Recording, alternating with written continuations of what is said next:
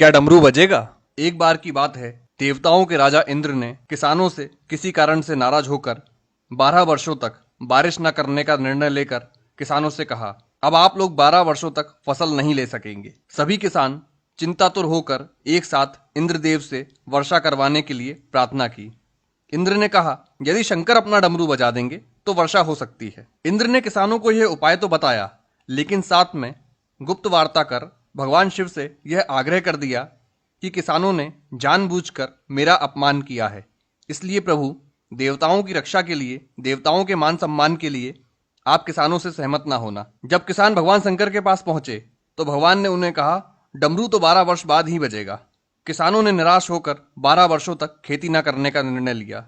उनमें से एक किसान था जिसने खेत में अपना काम करना नहीं छोड़ा।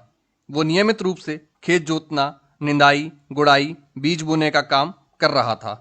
ये माजरा देखकर गांव के किसान उसका मजाक उड़ाने लगे।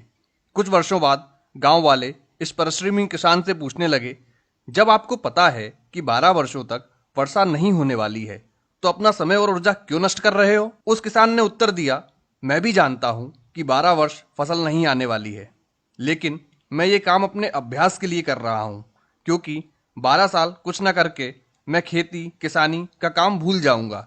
मेरे शरीर की श्रम करने की आदत छूट जाएगी, इसलिए काम मैं नियमित रूप से कर रहा हूं, ताकि जब 12 वर्ष बाद वर्षा होगी तब मुझे अपना काम करने के लिए कोई कठिनाई ना होगी। ये जो तार्किक चर्चा हो रही थी किसानों के बीच में, इसे माता पार्वती भी सुन रही थी।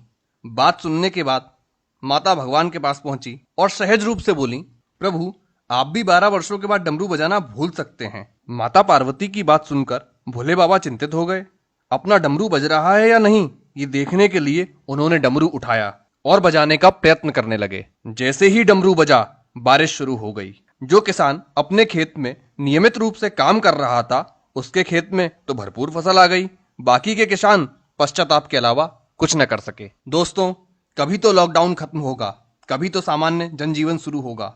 नकारात्मक बातों पर अपना ध्यान लगाने की वजह हमें अपना कार्य, व्यवसाय से संबंधित कुशलताओं की धार पैनी करने का, अपनी अभिरुचि का अभ्यास बढ़ाने का काम करते रहना चाहिए। हमें कोशिश करनी चाहिए कि इस नए लॉकडाउन में हम क्या नया सीख सकते हैं, क्योंकि डमरू कभी भी बज सकता है। अगर आपको ये कहानी पसंद आई हो तो इसे अधिक से अधिक शेयर करें, ताकि लोग डमरू बजने के इंतजार में खाली न बैठें और कुछ अभ्यास करते रहें। धन्यवाद।